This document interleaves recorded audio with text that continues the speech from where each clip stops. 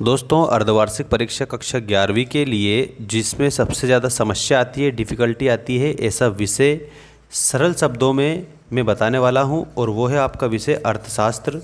अर्थशास्त्र का जो पेपर आता है ना, पेपर में क्या क्या आता है कक्षा 11वीं का, सारी चीज़ें आपको इस वीडियो के माध्यम से मैं बताऊँगा। इसमें के आपके लिए मैं 4 सेट बताने वाला हूँ। चारों को अगर आप पढ़कर जाओगे तो 100% आप परीक्षा में आप पास हो जाओगे। ऐसे प्रश्न छपने वाले हैं, सभी बच्चे याद रखेंगे। चैनल को सब्सक्राइब जरूर करें। 80 नंबर का आपका पेपर होने वाला है और ये सारे क्वेश्चन आंसर मैं बता रहा हूँ, याद करके जाना, एक भी प्रश्न छोड़ मत देना।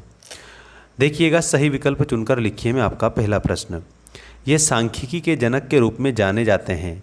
सांख्यिकी के जनक के रूप में जाने जाने वाले व्यक्ति हैं तो गॉटफ्राइड एकेनवॉल। आप इसमें आंसर याद रखना, सांख्यिकी के जनक है, ये ऑप्शन नंबर बी है, गॉटफ्राइड एकेनवॉल। आंकड़ों के वर्गीकरण में पहला कदम है। दोस्तों, प्यारे बच्चों, प्यारे साथियों, आप सभी बच्चों के लिए हमारा ऐप है मेंस एजुकेशन। ऐप की लिंक मैंने चैनल के अबाउट सेक्शन में दे रखी है, आप वहां से जाकर इंस्टॉल कर सकते हैं। आंकड़ों के वर्गीकरण में पहला कदम दोस्तों कौन सा होता है, तो इसमें सारणीयन होता है। सबसे पहले सारणीयन करते हैं। इसके बाद सहसंबंध गुणांक सदैव स्थित होता है। तो सहसंबंध गुणांक जो है ये सदैव होता है -1 तथा +1 के मध्य। नेक्स्ट देखिएगा, स्वतंत्रता के पूर्व संध्या पर भारतीय अर्थव्यवस्था थी। भारतीय जो अर्थव्यवस्था थी वो याद रखना है, ए और बी दोनों थी, स्थिर भी थी और अविकसित भी थी। ठीक है, अविकसित और स्थिर दोनों थी, क्योंकि अंग्रेजों ने इतनी लूटपाट मचाई थी जिसकी कोई हद नहीं है। ठीक है, इसके बाद में देखिए, भारत में आर्थिक सुधार किस वर्ष शुरू किए गए थे।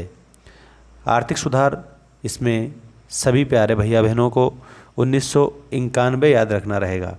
1991 आपका इसमें आंसर हो जाएगा, जो कि आप लोगों को ऑप्शन नंबर बी में दिया गया है।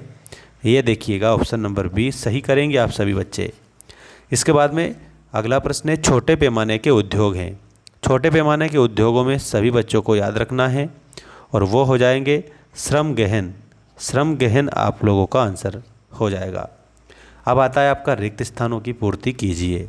साथियों, आपसे हम कुछ नहीं कह रहे हैं, आज तक मैंने कहा नहीं कि चैनल को सब्सक्राइब करिए, लेकिन आपकी वार्षिक और अर्धवार्षिक परीक्षा की टेंशन दूर करने के लिए हम आपसे कह रहे हैं कि चैनल को सब्सक्राइब करके रखिएगा। ऐसी चीज़ें आपको हम बताएंगे जिससे आपको बहुत ज़्यादा फायदा होगा।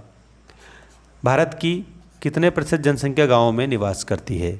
दोस्तों, 74.3% जो जनसंख्या है हमारे भारत की, वो गाँवों में निवास करती है।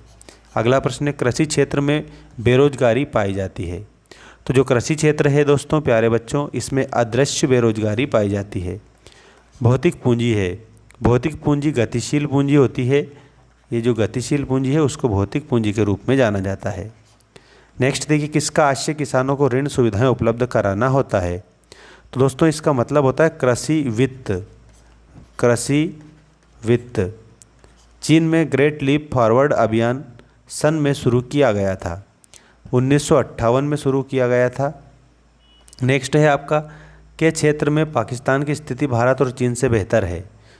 तो साफ सुविधाओं की उपलब्धता में। ठीक है, साफ सुविधा की उपलब्धता के क्षेत्र में पाकिस्तान की स्थिति भारत और चीन से बेहतर है। इसके बाद में यहाँ पर देखिएगा, आपकी सही जोड़ी बनाइए वाला जो क्वेश्चन है वो आ चुका है और पूरा आपको सभी बच्चों को कंप्लीट में सॉल्यूशन बता रहा हूँ। देखिए यहाँ पर समंकों का संकलन। तो जो समंक होते हैं ना, उनका संकलन प्राथमिक एवं द्वितीयक समंक के रूप में किया जाता है। निदर्शन त्रुटि, निदर्शन त्रुटि में आपको पक्षपात त्रुटि आंसर करना रहता है। मध्य मूल्य ज्ञात करने का जो सूत्र है, इसमें आपको याद रखना है, ये आपका हो जाएगा L1 + L2 = 2। ठीक है, माध्यिका का गुण। साथियों, माध्यिका का जो गुण है ना, चरम मूल्यों का निम्नतम प्रभाव होता है। तो इसका मतलब आप लोगों का ऑप्शन नंबर फर्स्ट है इसमें। पर्यावरण संकट का कारण।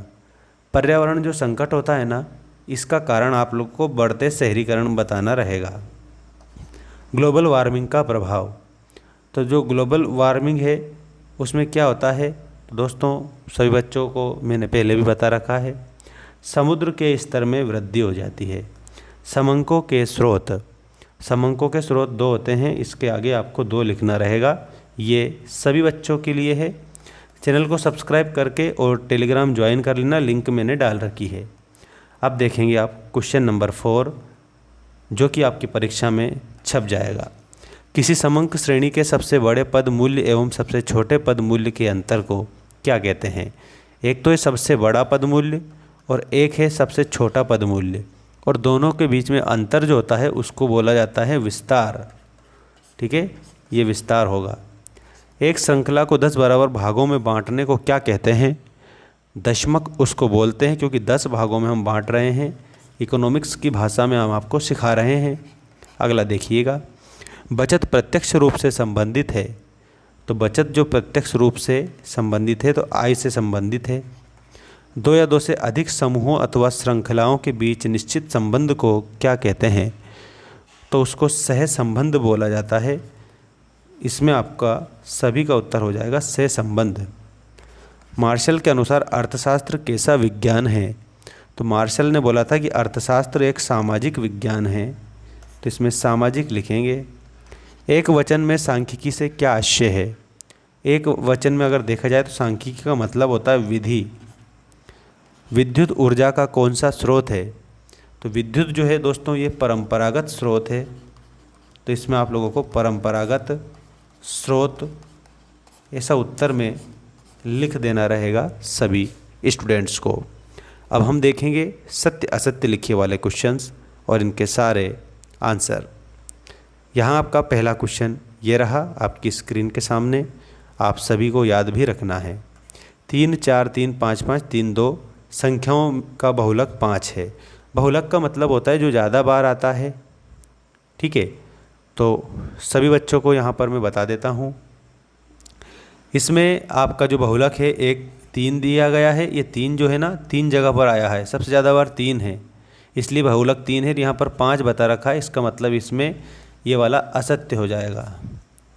सहसंबंध गुणांक सदैव धनात्मक होता है। सदैव की अगर बात करते हैं तो सदैव नहीं होता है, असत्य लिखना। प्रारंभिक शिक्षा के अंतर्गत प्राथमिक तथा मध्य दोनों शिक्षाएं आती है, तो ये बिल्कुल सही बात है। प्राथमिक भी आ जाएगी, मध्य भी आ जाएगी। निर्धनता उन्मूलन मतलब गरीबी हटाओ के लिए सरकार ने अनेक कार्यक्रम चलाए हैं। दोस्तों सरकार ने बहुत सारे कार्यक्रम चला रखे हैं, सही बात है ये। चीन की तुलना में भारत का मानव विकास सूचकांक उच्च है। असत्य है, उच्च नहीं है, क्योंकि हमारे भारत के आलसी लोग हैं बहुत ज़्यादा। ठीक है, उन्हें काम से मतलब नहीं, उन्हें तो आराम करने से मतलब रहता है। और चीन में सबसे ज़्यादा काम करते हैं लोग, ये भी आपको मैं बता देता हूँ, इसलिए विकास सूचकांक जो है उनका ज़्यादा होता है। अगला देखिएगा, सांख्यिकी समंक संख्यात्मक समंक होते हैं, तो यहाँ इसमें आपको सत्य के रूप में आंसर करना रहेगा। अब दोस्तों आपके लिए एक बात बता दूं, हमारा मेंस एजुकेशन ऐप जिसकी लिंक मैंने चैनल के अबाउट सेक्शन में डाल रखी है और इस वीडियो की डिस्क्रिप्शन में भी डाल रखी है। वहीं पर मैंने मेरी इंस्टा आईडी जो है वो भी डाल रखी है, तो आप जाकर फॉलो कर सकते हैं। सभी बच्चों को फॉलो करना है ताकि मैं कोई सी अपडेट डालूँ तो आप लोगों को वहाँ पर मिल जाए सारी अपडेट। टेलीग्राम को ज्वाइन कर लेंगे तो PDF मिल जाएगा। ठीक है, आने वाला वीडियो के लिए बने रहिए मेरे साथ।